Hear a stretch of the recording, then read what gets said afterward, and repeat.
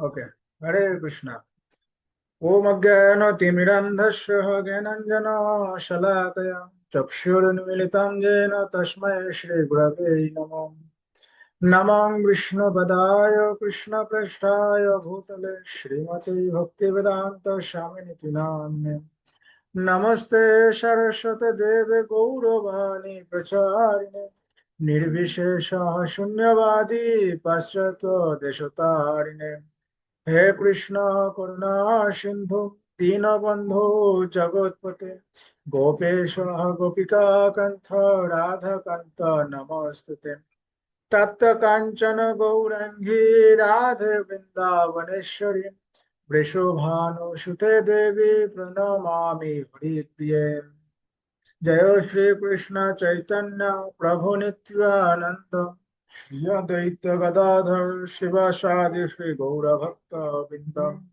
हरे कृष्णा कृष्णा कृष्णा हरे हरे हरे राम राम राम हरे हरे।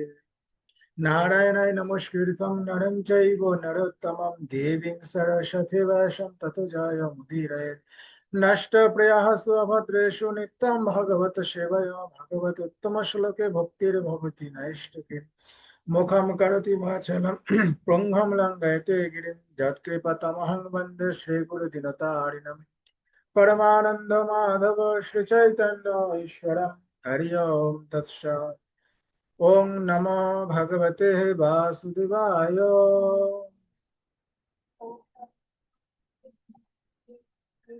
ओम नमो भगवते वासुदेवाय। ओम नमो भगवते वासुदेवाय।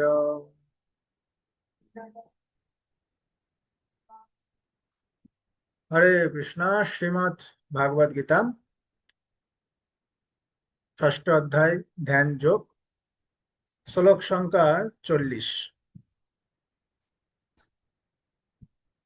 श्री भगवान उवाच पार्थ नैवेह नामुत्र विनाशस्तस्य विद्यते न हि कल्याणकृत् कश्चित् दुर्गतिं तत गच्छति।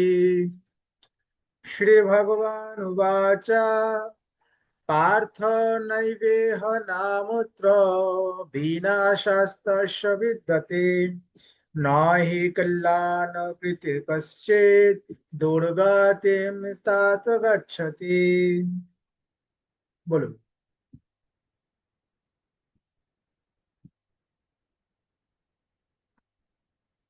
बोलो ना, एक एक করে বলুন।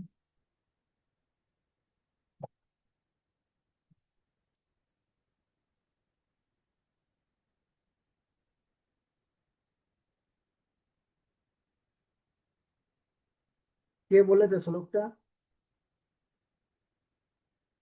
শ্লোকটা কে বলছে?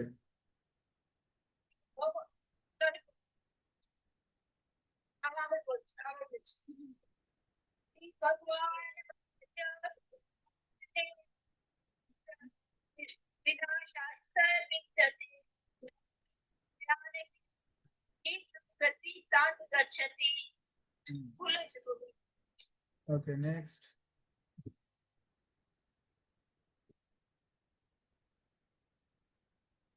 বলুন, এক এক করে বলুন, নেক্সটটা বলুন। भगवानुवाच पार्थ नैरेहनामुत्र विनाशस्त्वस्य विद्यते न हि कल्याणकृत् कश्चित् दुर्गतिं तात गच्छति।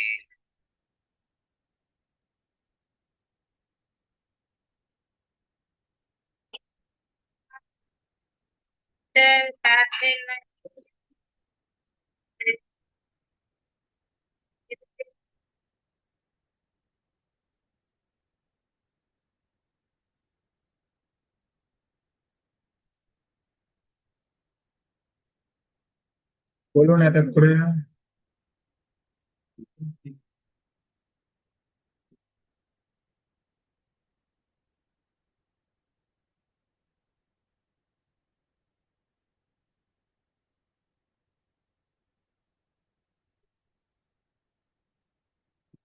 হরে কৃষ্ণ।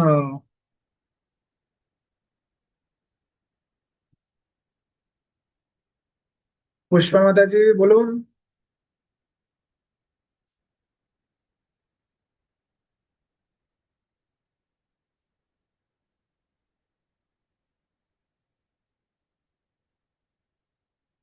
ওকে, গীতার গান। শ্রী ভগবান কহিলেন, হে পার্থ শুনহ তুমি, সে রূপ তাহার এক জন্মে নহে সিদ্ধ, বিপত্তি অপার। তাহার নাহি নাশ ইহ বা মূত্র, কল্যাণ কার্য যে সেই বিজয় সর্বত্র। অনুবাদ। পরমেশ্বর ভগবান বললেন, হে পার্থ, শুভ অনুষ্ঠানকারী পরমার্থ বিদের ইহলোকে ও পরলোকে কোনো দুর্গতি হয় না। হে বৎস, তার কারণ কল্যাণকারীর কখনো অধোগতি হয় না। তো প্রশ্ন কি ছিল অর্জুনের?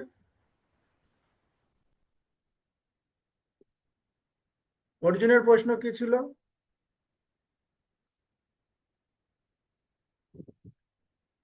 ভক্তি করতে করতে, যোগ সাধনা করতে করতে যদি তারা ভ্রষ্ট হয়ে যায়, তাহলে তাদের গতি কি হবে? প্রশ্নের উত্তর, শ্রীমদ্ ভাগবতে, না তাৎপর্য, শ্রীমদ্ ভাগবতে প্রথম স্কন্দের পঞ্চম অধ্যায়ের 17 নম্বর শ্লোকে নারদ মুনি ব্যাসদেবকে নির্দেশ দিচ্ছে, ত্যক্ত্বা সধর্মম চরণম ভুজম হরে, ভাজন্নপক্ষয়ত পতে তথা যদি, যত্র কাবা ভদ্রম বুধমস্য কিং কবর্তয়তঃ ভজতম সধর্মত। কেউ যদি সব রকম জড়জাগতিক কর্তব্য পরিত্যাগ করে ভগবানের শ্রী পাদপদ্মের শরণাগত হয়, তাহলে তার কোনো রকম ক্ষতি বা পতন রূপী অমঙ্গল আশঙ্কা থাকে না। পক্ষান্তরে সর্বতভাবে স্বধর্ম আচরণে রত অভক্তদের কোনো লাভ হয় না। জাগতিক উন্নতির জন্য নানা রকম শাস্ত্রোক্ত ও প্রচলিত আচার অনুষ্ঠান আছে, কিন্তু কৃষ্ণ ভাবনামৃত লাভ করার জন্য পরমাত্ম সাধককে এই সমস্ত ক্রিয়াকলাপ পরিত্যাগ করতে হয়। তর্কের খাতিরে কেউ বলতে পারে যে ভগবত ভক্তি সাধনের পথে সিদ্ধি লাভ করলে পরমাত্ম সাধিত হতে পারে, কিন্তু যদি সিদ্ধি লাভ না হয় তাহলে তার জাগতিক জীবন ও পারমার্থিক জীবন উভয়ই বিফলে যায়। শাস্ত্রে বলা হয়েছে যে শাস্ত্রের বিধান অনুসারে স্বধর্ম আচরণ না করলে তাকে সেই পাপের ফল ভোগ করতে হয়। তাই কেউ যদি যথাযথভাবে পরমার্থ সাধনে ব্যর্থ হয়, তাহলে শাস্ত্র নির্দেশিত স্বধর্ম আচরণ না করার জন্য তার ফল ভোগ করতে হয়। এই ভ্রান্ত ধারণা থেকে আমাদের সংশয় দূর করবার জন্য শ্রীমদ্ ভাগবত অসফল পরমার্থবাদীকে এই প্রতিশ্রুতি দিচ্ছে যে এক জীবনে পরমার্থ সাধনে সিদ্ধি লাভ না করতে পারলে তাতে দুশ্চিন্তা করার কোনো কারণ নেই। এমনকি যদিও স্বধর্ম যথাযথভাবে অনুষ্ঠান না করার জন্য তিনি তার প্রতিক্রিয়ার অধীন হলেও তার ক্ষতির কোনো কারণ নেই, কারণ শুভ কৃষ্ণ ভাবনামৃত কখনোই বিফলে যায় না। এবং পরবর্তী জীবনে কেউ যদি অত্যন্ত নিজ বংশেও জন্মগ্রহণ করেন, তাহলে তিনি ভগবত ভক্তির মার্গ থেকে বিচ্যুত হন না। পক্ষান্তরে কেউ যদি একান্ত নিষ্ঠার সঙ্গে স্বধর্মের আচার অনুষ্ঠান করেন, কিন্তু অন্তরে যদি ভগবত ভক্তি না থাকে, তাহলে তার কোনো কল্যাণ হয় না। এই তাৎপর্যে আমরা বুঝতে পারি যে মানুষকে দুই ভাগে ভাগ করা যায়, সংযত আর উচ্ছৃঙ্খল। যে সমস্ত মানুষ পরজন্মের কথা বিবেচনা না করে পারমার্থিক মুক্তির কথা বিবেচনা না করে, কেবল পশুর মতো তাদের ইন্দ্রিয়। আর সবাই শুনছে? আওয়াজ কেটে কেটে আসছে।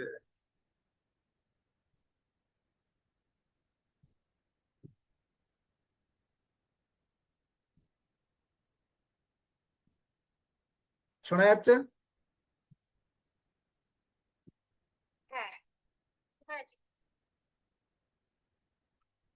কেবল পশুর মতো তাদের ইন্দ্রিয় তৃপ্তি করার চেষ্টা করে তারা উচ্ছৃঙ্খল পর্যায়ভুক্ত। আর যারা শাস্ত্রের নির্দেশ অনুসারে ধর্মীয় আচার অনুষ্ঠানের মাধ্যমে জীবনযাপন করে তারা সংযত পর্যায়ভুক্ত। যারা উচ্ছৃঙ্খল তারা উন্নত হোক বা অনুন্নতই হোক, সভ্য হোক বা অসভ্যই হোক, শিক্ষিত হোক বা অশিক্ষিতই হোক, শক্তিশালী হোক অথবা দুর্বলই হোক, তারা সকলেই পাশবিক প্রবৃত্তির দ্বারা প্রভাবিত। তাদের ক্রিয়াকলাপ কখনো মঙ্গলজনক হয় না, কারণ আহার নিদ্রা ভয় আর মৈথুনের মাধ্যমে পশুর মতো ইন্দ্রিয় তৃপ্তি করে সুখের অন্বেষণ করার ফলে তারা চিরকালই দুঃখময় জড় জগতে পড়ে থাকে এবং নিরন্তর দুঃখ কষ্ট ভোগ করে। পক্ষান্তরে যারা শাস্ত্রের নির্দেশ অনুযায়ী সংযত জীবনযাপন করে ক্রমান্বয়ে কৃষ্ণ ভক্তির পর্যায়ে উন্নীত হন তাদের জন্ম হয় সার্থক। যারা মঙ্গলজনক সংযত জীবনযাপন করেন তাদের আবার তিন ভাগে ভাগ করা হয়: কর্মী, মুক্তিকামী ও ভগবত ভক্ত। কর্মী কারা? যারা শাস্ত্রের নির্দেশ অনুসারে জীবনযাপন করে জাগতিক সুখ স্বাচ্ছন্দ্য ভোগ করছেন। মুক্তিকামী, যারা জড় জগতের বন্ধন থেকে মুক্ত হওয়ার চেষ্টা করছেন। এবং ভগবত ভক্ত, যারা ভগবান শ্রীকৃষ্ণের চরণে সর্বতভাবে আত্মোৎসর্গ করে তার সেবায় নিয়োজিত হয়েছে। শাস্ত্রের নির্দেশ অনুসারে জীবনযাপন করে চলেছেন যে সমস্ত কর্মী তাদের আবার দুই ভাগে ভাগ করা হয়েছে: একটা সকাম কর্মী আর একটা নিষ্কাম কর্মী। ধর্ম আচরণ করার প্রভাবে অর্জিত পুণ্য ফলে বলে যারা জড় সুখ ভোগ করতে চান তারা উন্নত জীবন প্রাপ্ত হন, এমনকি তারা স্বর্গলোকও প্রাপ্ত হন। কিন্তু জড় সুখ ভোগ করার বাসনায় আসক্ত থাকার ফলে তারা যথার্থ মঙ্গলজনক পথ অনুসরণ করছেন না। জড় জগতের বন্ধন থেকে মুক্ত হবার প্রচেষ্টাই হচ্ছে মঙ্গলজনক কার্যকলাপ। পরম তত্ত্ব জ্ঞান লাভ করার উদ্দেশ্য অথবা দেহাত্ম বুদ্ধি থেকে জীবকে মুক্ত করার উদ্দেশ্যে যে কর্ম সাধিত হয় না তা কোনো মতেই মঙ্গলজনক নয়। কৃষ্ণ ভাবনাময় কর্মই হচ্ছে একমাত্র মঙ্গলময় কর্ম। এই কৃষ্ণ ভাবনাময় ভক্তিযোগের পথে প্রগতির জন্য যিনি স্বেচ্ছায় সব রকম শারীরিক অসুবিধাগুলিকে সহ্য করেন তিনি নিঃসন্দেহে তপনিষ্ঠ পূর্ণযোগী। অষ্টাঙ্গ যোগেরও পরম উদ্দেশ্য হচ্ছে কৃষ্ণ ভাবনামৃত লাভ করা। তাই এই প্রচেষ্টাও অত্যন্ত মঙ্গলজনক এবং যিনি এই মার্গ ভগবত তত্ত্বজ্ঞান লাভ করবার যথাসাধ্য চেষ্টা করছেন তারও কোনো রকম অধঃপতনের সম্ভাবনা নেই। তো তাৎপর্য যদিও আমাদের কাছে অনেকটা বড় মনে হচ্ছে, কিন্তু শিল প্রভুপাদ এখানে খুব জোর গলায় একটা কথা বলেছে। খুব জোর গলায় শিল প্রভুপাদ এখানে বলছেন,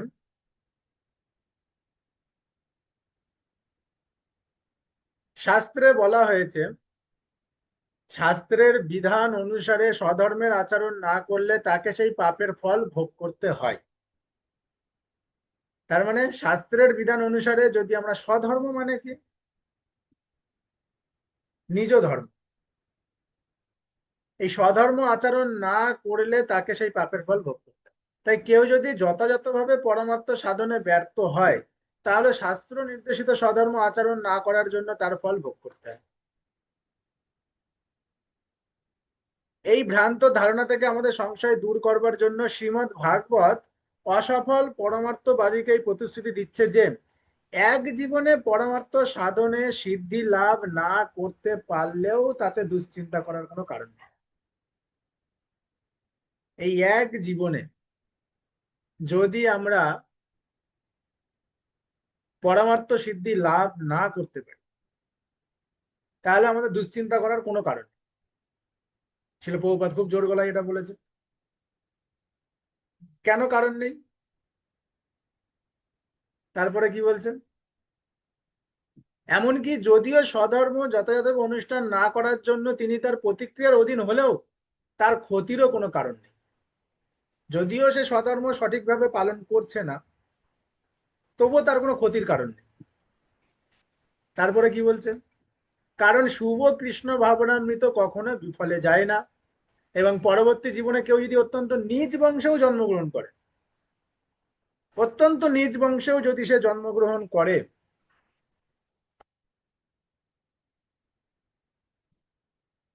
তা হলেও তিনি ভক্তি মার্গ থেকে বিচ্যুত হন না। এখন আমাদের একটু সাহস এসছে এবারে। এইবারে আমরা একটু সাহস পেয়েছি। হ্যাঁ, যে এই জীবনে যদি আমরা নাও সিদ্ধি লাভ করতে পারি, ভগবত ভক্তিতে যদি আমরা সিদ্ধি লাভ নাও করতে পারি, বা পরের জন্মে ধরো ভক্ত হলাম না, হ্যাঁ, কোনো নিজ বংশে জন্মগ্রহণ করলাম, তাহলেও আমাদের কোনো সমস্যা নেই। কারণ শিল প্রভুপাদ আমাদেরকে আশ্বাস দিয়েছে। কি আশ্বাস?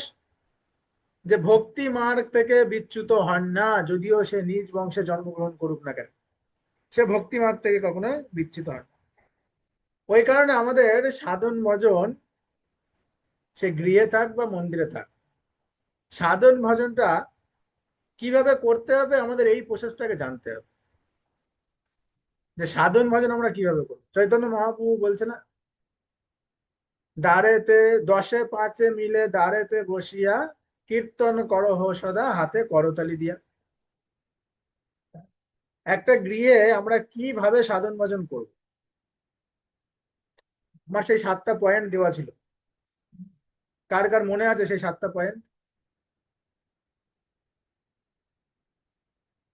কার মনে আছে? ভগবানকে কে কে চেনেন, ভগবানকে কে কে জানেন, এই পয়েন্টগুলো কার মনে আছে? এই 7টা পয়েন্ট। ভগবানকে কে কে মানেন, কে কে নিরামিষ খাবেন, মনে নাই? আমি তো 4টে বলে দিলাম, আর কারোর মনে নাই? প্রভু হ্যাঁ, কে নাম জপ করবেন, কে কে সৎসঙ্গ করবেন এবং কে কে ভগবত ধামে ফিরে যেতে চান। Very good. এই 7টা পয়েন্ট। তাহলে প্রথমটা কি ছিল?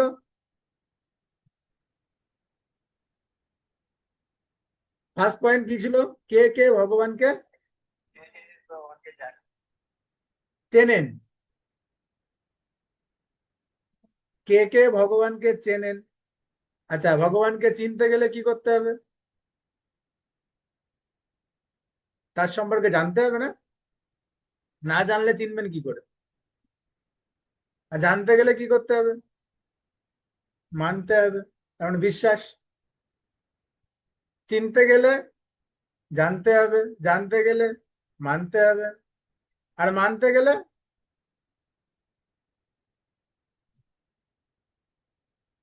মানতে গেলে আরে বিশ্বাস করে ওনার সঙ্গ করতে হবে। মানে ওনাকে খাওয়া দিতে হবে, সেই খাওয়া আমাদের খেতে হবে। এই তো নয় যে ওনাকে নকুলদানা বাতাসা দিয়ে আর আমরা এদিকে ইটিং মিটিং চিটিং খাচ্ছি। হ্যাঁ, এরকম তো না। এবারে প্রসাদ বুঝি হতে হবে, বিশ্বাস জাগাতে হবে প্রসাদ। আর প্রসাদ বুঝি হতে গেলে কি করতে হবে? নাম জপ করতে হবে, নাহলে সে বুঝবেই না প্রসাদ সম্পর্কে। আর নাম জপ করতে গেলে কি করতে হবে? সাধু সঙ্গ করতে হবে।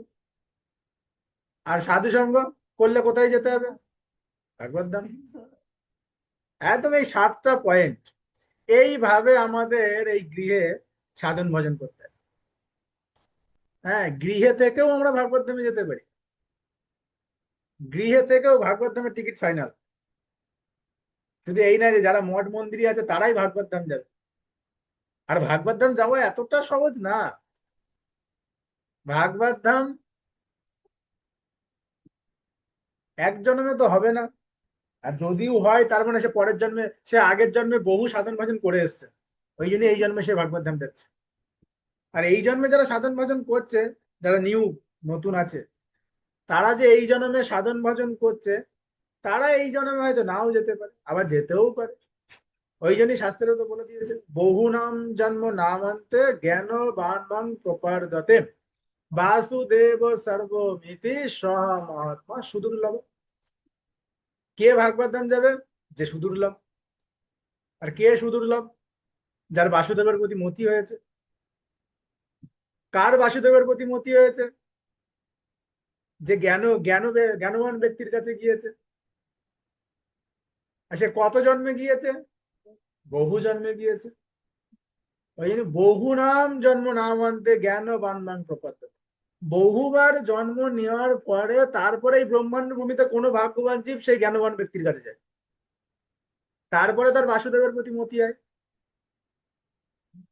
আর তারপরে সে ভাগবত ধাম প্রাপ্ত হয়।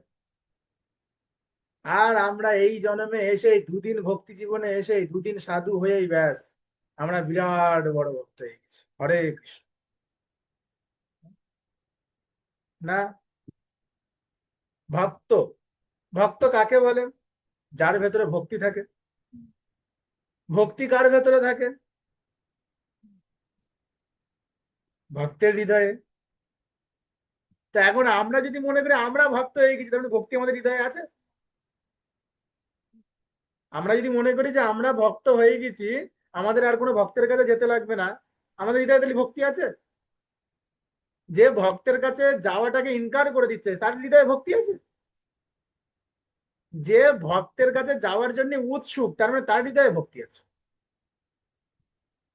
হ্যাঁ, যে ভক্ত সঙ্গ করার জন্য সব সময় তৎপর থাকে তার হৃদয়ে ভক্তি আছে।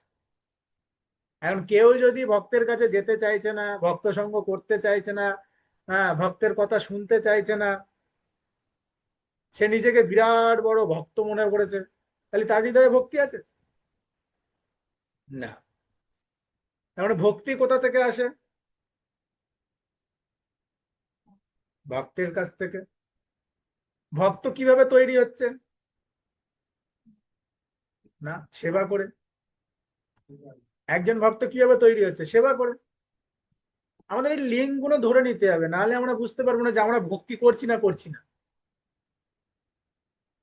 আমাদের এই লিঙ্ক গুলো ধরে নিতে হবে যে কোথা থেকে কি তৈরি হচ্ছে, আজকে আমরা কি ছিলাম, আগে আমরা কেমন ছিলাম, আমরা ভক্তি জীবনে আসার আগে কেমন ছিলাম, আর কিভাবে ভক্তি জীবনে এসেছি সাধু সেবা করে, ভগবানের সেবা করে, হ্যাঁ, ভগবানকে ভোগ লাগিয়ে সেই ভোগ নিজে গ্রহণ করে তারপরে তো আস্তে আস্তে ভক্তি জীবনে এসেছি। আমরা এক চান্সেই তো একদম বিধবা কাপড় পরে নেই, এক চান্সে তো আমরা এরকম কাপড় পরিনি। হ্যাঁ, এক চান্সে আমরা কেউ তিলক পরাও শিখিনি। কত কষ্ট করে করে করে করে তারপরে কাপড় ছাড়া তিলক করতে হচ্ছে। আর প্রথম প্রথম যখন তিলক করতাম দুই ভুরুর মাঝখান দিয়ে উঠতো, এখন তো সরু হয়ে উঠছে। আর প্রথম প্রথম তিলক দুই ভুরুর মাঝখান দিয়ে উঠতো, যেন সেই একদম কি বলে ত্রিপুরা বালাজি। হ্যাঁ, এখান থেকে এইভাবে তিলকটা চলে যায়, মাঝখান দিয়ে একটা দাগ। আমি যখন তিলক করতাম তখন ওইরকম হয়ে যেত। আর এখন সেই তিলক হয়ে গেছে একদম রোগা, যেন খাওয়া দাওয়া কিছু নাই, পুরো সরু। তো কোথা থেকে আমরা কিভাবে এই ভক্তি জীবনে এসেছি এই লিঙ্কটাকে যদি আমরা একবার ধরে নিই, হৃদয়ঙ্গম করে নিই, তাহলে বুঝতে পারবো যে কোথা থেকে কি আসছে। ভক্তি আসছে ভক্তের কাছ থেকে, আর ভক্ত তৈরি হচ্ছে সেবার কাছ থেকে। আর সেবা কিভাবে আসছে? ভাব থেকে। ভাব, আমাদের ভেতরে যদি ভাব না আসে সেবা করার, যতই বলি না কেন এটা করে এটা করে এটা কর, হরে কৃষ্ণ, যদি ভেতরে ভাব না আসে তবে আমরা করবোই না। আমি লিঙ্ক দেখেন আমি কোথায় নিয়ে যাচ্ছি, ভাব থেকে আসছে। এই ভাব থেকে আসছে শ্রদ্ধা থেকে। যার ভেতরে শ্রদ্ধা নেই সে কৃষ্ণ নিয়ে ভাবতেই পারবে না। যার ভেতরে শ্রদ্ধা নাই সে ভাবতেই পারবে না কৃষ্ণ নিয়ে, বা সেবা নিয়ে সে ভাবতেই পারবে না। যে আমি একটু শাস্ত্র পড়বো, এটাতে আমি কি বুঝলাম এটা আমি বুঝবো, সে ভাবতেই পারবে না যার ভেতরে শ্রদ্ধা নাই। এখন এইটা কোথায় যাচ্ছে দেখেন, শ্রদ্ধা থেকে আসছে। হ্যাঁ, শ্রদ্ধা। হ্যাঁ, শুনতে পাননি আপনারা? শ্রদ্ধা বিশ্বাস থেকে আসছে। যার ভেতরে বিশ্বাস না তার শ্রদ্ধাই জন্মাবে না। আমার প্রতি যদি আপনাদের বিশ্বাস না থাকে তাহলে আপনাদের শ্রদ্ধা জন্মাবে না আমার প্রতি। অন্য কোনো বৈষ্ণবের প্রতি যদি আপনাদের বিশ্বাস না থাকে শ্রদ্ধা জন্মাবে না।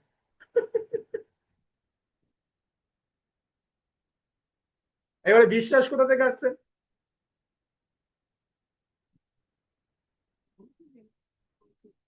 ভক্তি থেকে। একদম, এটা হচ্ছে সার্কাস। ঘুরছে এইভাবে, ঘুরতে ঘুরতে একজন ভক্ত শুদ্ধ তৈরি হচ্ছে, তারপরে সে শুদ্ধ ভক্তিতে যাচ্ছে, তারপরে সে রাগ ভক্তিতে যাচ্ছে, তারপরে সে প্রেম ভক্তিতে যাচ্ছে, তারপরে সে মাধুর্য রসে যাচ্ছে, তারপরে ভাগবত ধাম যাচ্ছে। এইভাবে সে শুদ্ধ ভক্ত হয়ে সে ভাগবত ধাম প্রাপ্ত হচ্ছে।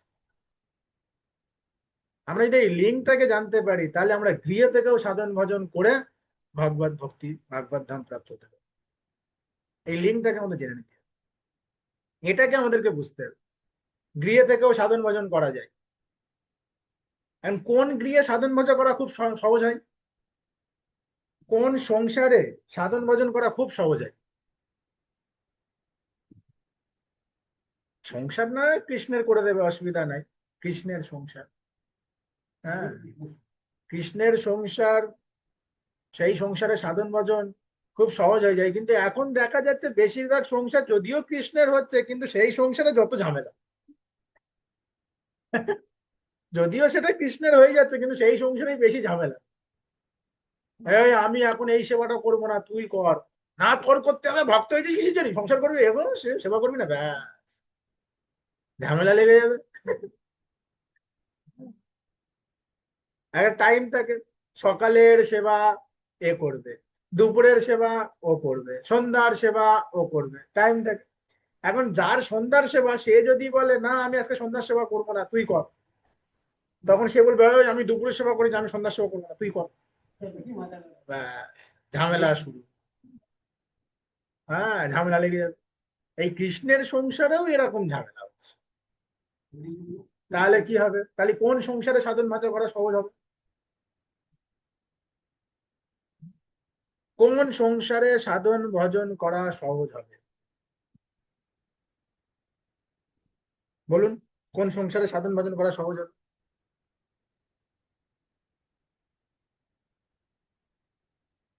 হুম, কেউ পারবেন না? কোন সংসারে সাধন ভজন করা সহজ হবে, পারবেন না?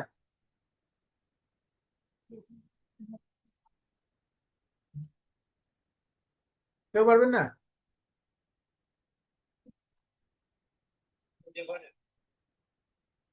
যে সংসারে জন্ম, মৃত্যু, জরা ব্যাধি সম্পর্কে সবাই অবগত, সেই সংসারে। সংসার মানে কি? সংসার মানে এটা তো পরিবার। সংসার মানে হচ্ছে জন্ম, মৃত্যু, জরা ব্যাধি, এটাকে বলা হয় সংসার।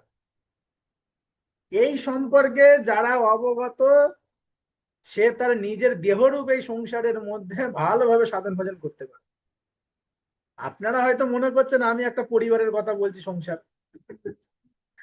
হ্যাঁ, 4-5 জন রয়েছি এই সংসারে, সবাই তো কৃষ্ণের সংসার হয়ে গেছে, সবাই প্রসাদ বুঝি, হ্যাঁ, তাও ঝামেলা লেগে রয়েছে, তাহলে কোন সংসারে সাধন ভজন করো? আপনারা হয়তো ভেবে নিয়েছেন আমি দেহরূপ সংসার কথা বলছি। জন্ম, মৃত্যু, জরা ব্যাধি দেহতেই আছে, অন্য কিছু অন্য কোথাও নেই। এই দেহটারই জন্ম হচ্ছে, এই দেহটাই জড়াই পড়ছে, এই দেহটাই ব্যাধিতে পড়ছে, আর এই দেহটারই মৃত্যু হচ্ছে। এই দেহ সম্পর্কে যে অবগত হয়েছে, সেই দেহরূপ সংসারে তার সাধন ভজন করা সহজ। যে আমি জন্মাচ্ছি, আমি বড় হচ্ছি, আমি জরার মধ্যে পড়ছি, আমি বৃদ্ধ হচ্ছি, তারপরে আমি একদিন দেহ ত্যাগ করে মৃত্যুবরণ করব, পুনরায় আমার ফের জন্ম হবে। এই সংসার থেকে আমাকে মুক্তি হতে গেলে এই দেহরূপ সংসারে আমাকে সাধন ভজন করতে হবে। এটাকে যে অবগত হয়েছে, সে সুন্দরভাবে সাধন ভজন করতে পারবে। আমরা মাঝে মধ্যে প্রশ্ন করে থাকি যে সংসারে সুখ শান্তি নাই কেন? কোন সংসারে সুখ শান্তি আছে? এখন আমরা বলবো কোন সংসারে নাই, সুখ শান্তি সংসারে নাই। কিন্তু সেই সংসারে সুখ শান্তি রয়েছে যে জন্ম, মৃত্যু, জরা ব্যাধি সম্পর্কে জেনেছে, তার সংসারে সুখ শান্তি আছে। সুখদেব গোস্বামী কার পুত্র ছিলেন? ব্যাসদেবের পুত্র ছিলেন। ব্যাসদেব ছিলেন সংসারী, আর সুখদেব গোস্বামী ছিলেন ব্রহ্মচারী। সংসার তো উনি করেননি। সে সংসার করেনি, সে জন্ম মৃত্যু জরা ব্যাধি সম্পর্কে জেনে তার দেহরূপ সংসারে সাধন ভজন করে সে ভাগবতমের জ্ঞান প্রদান করেছে। আর ব্যাসদেব, সেও জন্ম মৃত্যু জরা ব্যাধি সম্পর্কে জেনে সেও শাস্ত্র গ্রন্থ লিখেছে, রচিত করেছে।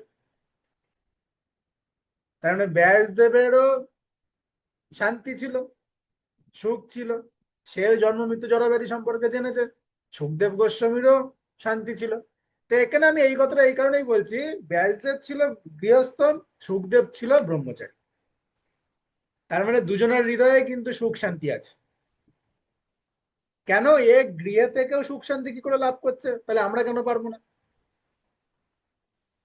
উনি তো গৃহস্থ, তাহলে উনি কেন সুখ শান্তি লাভ করতে পারছে, আমরা কেন পারবো না সুখ শান্তি লাভ করতে? সুখদেব গোস্বামী সুখ শান্তি লাভ করেছে ভাগবতের কথা বলে, আর ব্যাসদেব সুখ শান্তি লাভ করেছে শাস্ত্র লিখে। আমরা সুখ শান্তি লাভ করব শাস্ত্র পড়ে, কিন্তু আমরা সুখ শান্তি লাভ করছি খবর দেখে।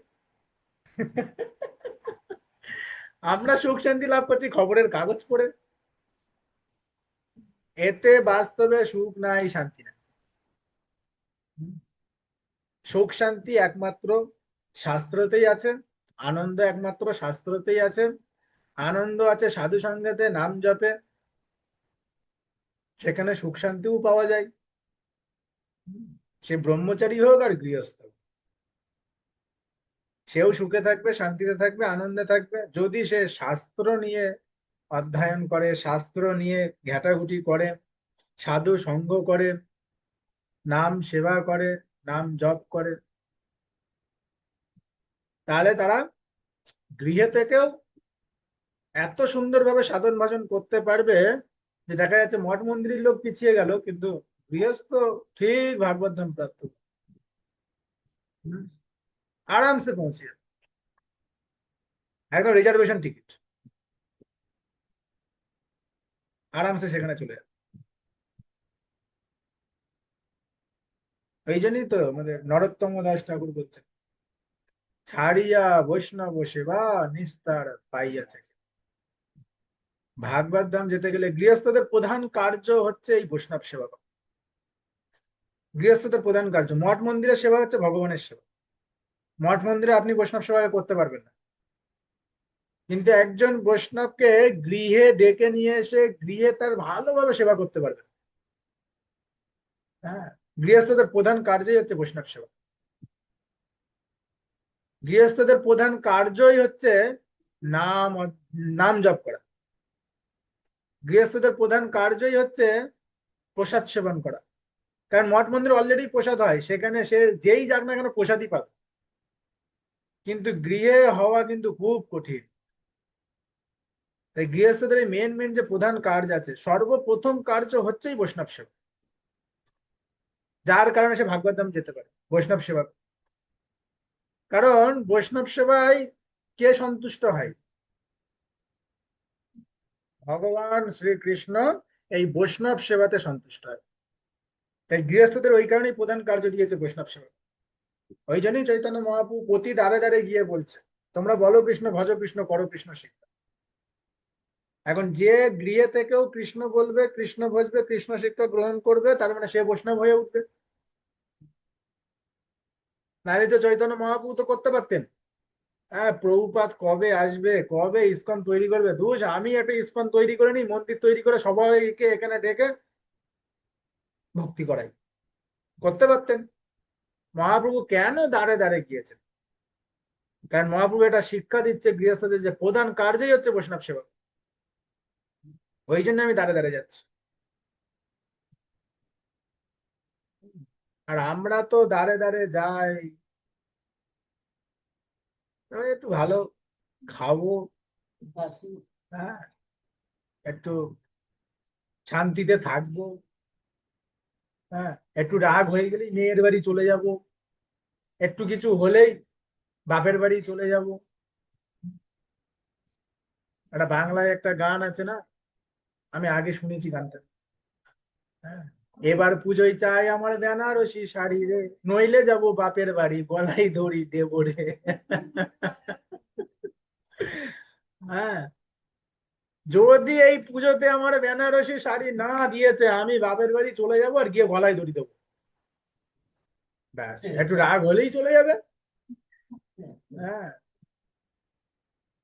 তো এখানে এইসবই চলছে।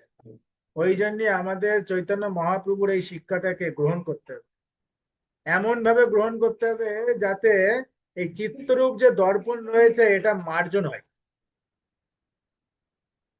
চৈতন্য মহাপ্রভুর সর্বশিক্ষা, যত শিক্ষা আছে সমস্ত শিক্ষা 8খানা শ্লোকের মধ্যে লিপিবদ্ধ করে দিয়েছে।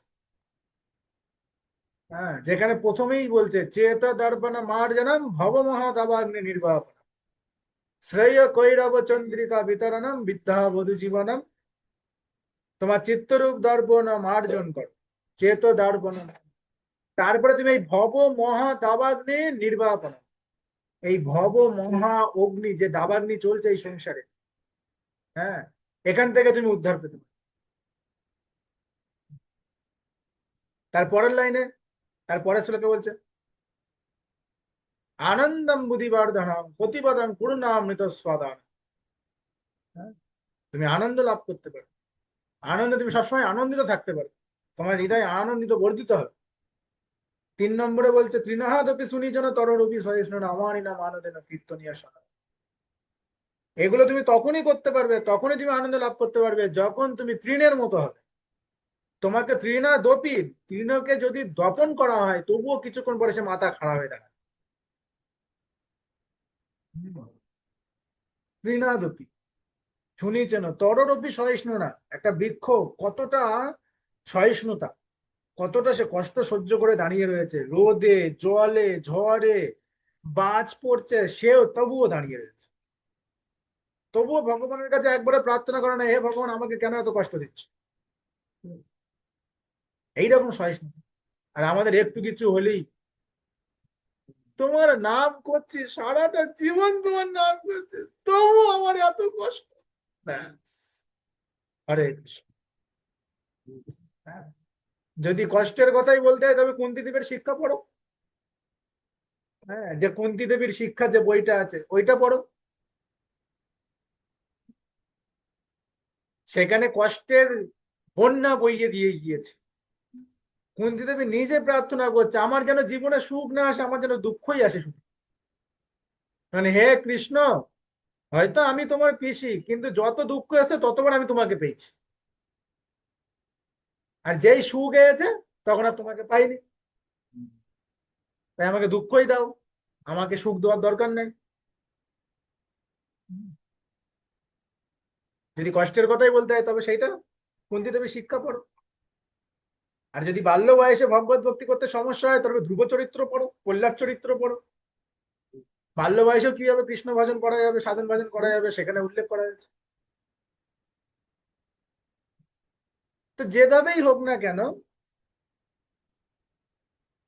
আমাদের সাধন ভজন, গৃহে থাকো আর মন্দিরে থাকো, এই সাধন ভজন আমাদেরকে করে যেতে হবে, এই প্রসেসটা জেনে আমাদের সাধন ভজন করতে হবে।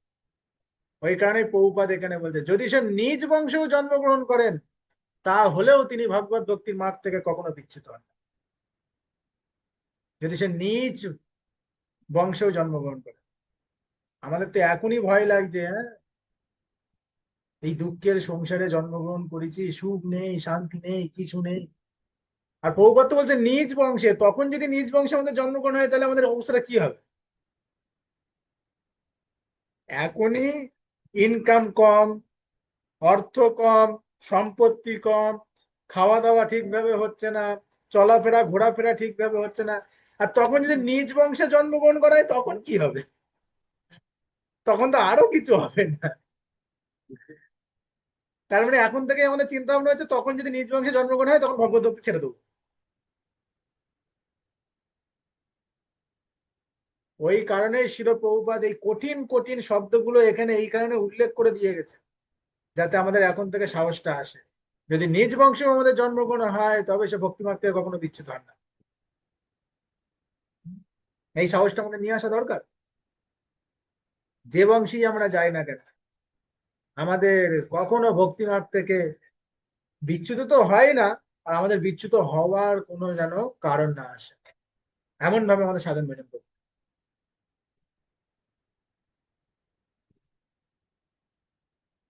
একটা কীর্তন আছে, আপনারা শুনবেন। আমি একটু সন্ধ্যেবেলায় কীর্তনটা করছিলাম। আত্মনিবেদন তুয়া পদে করি, হইনু পরম সুখ, দুঃখ দূরে গেল চিন্তা না রইল, চৌদিকেই আনন্দ দেখি। এই চৌদিকে মানে চতুর্দিকে আমরা যে আনন্দটা দেখতে পাবো, কখন দেখতে পাবো? যখন আমরা নিবেদন করব। আত্মনিবেদন তুয়া পদে করি, যখন আমরা আত্মটাকে নিবেদন করব তার চরণে, তখন আমরা চৌদিকেই আনন্দ দেখি, দুঃখ সম্পূর্ণরূপে দূরে চলে যাবে। আমাদেরকে আত্মকে নিবেদন করতে। বুঝতে পারলেন? ওকে।